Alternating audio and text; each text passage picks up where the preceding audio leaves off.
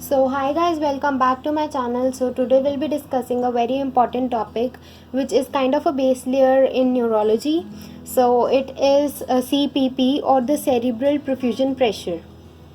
So as the name suggests, CPP is cerebral, which is related to the brain. Perfusion, that is whether the required material which is required by the cells of the brain is adequately supplied to the brain or not, and pressure, the pressure which is required to maintain that adequate perfusion.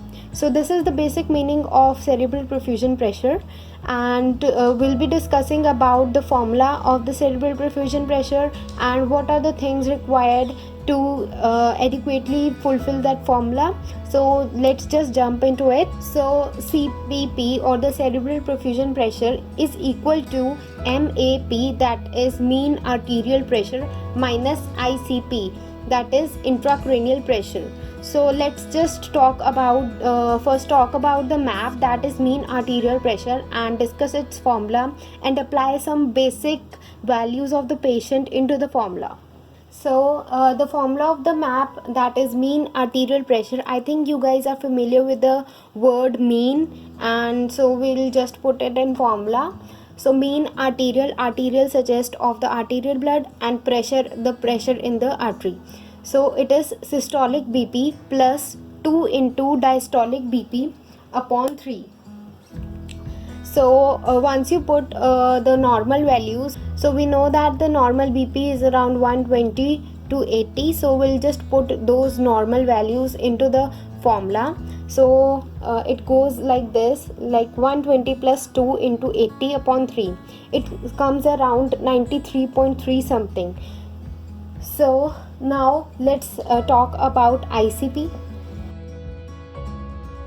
There are many values which are given in books and on internet. So the value which I could find most common is 7 to 15 mm of Hg, that is the intracranial pressure. So let's just talk about the intracranial pressure. So it is the pressure which is exerted by the fluids in and around the brain. So let's just talk about ICP and what things in the brain or what fluids in the brain consist of how much ICP in the brain. So these three things contribute to the ICP in the brain. First is the brain tissue, which accounts for 78% of the ICP. Then is blood, which accounts for 12% of ICP, and then is CSF, which accounts for 10% of ICP. Now let's just put all the values in the formula of CPP.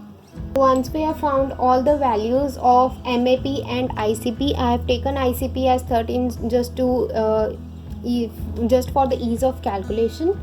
And so by putting the values, it comes out to be 80 mm of Hg, and the normal range for CPP or the cerebral perfusion pressure is 70 to 90 mm of Hg. That is if the CPP is between 70 to 90 mm of Hg, that means that the perfusion in the brain cells is adequate. Now for the tip or the trick, you can say, for this topic is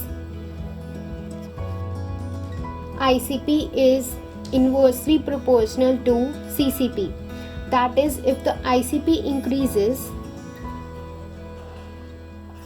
then the CCP will decrease, and vice versa. From here you can guess that in case of head injuries or in case of increased intracranial pressure, there is so much pressure on the brain that the perfusion decreases. From there you can find out that if the ICP is increased, the perfusion of the brain will be decreased, and it will lead to further problems, which we'll be discussing in the disease condition itself. So that's all for today, and thank you for watching my video. Please like, share and subscribe to my channel, and comment down below the topics you want me to make for you and the tricks you want for any topic. So thank you for watching my video.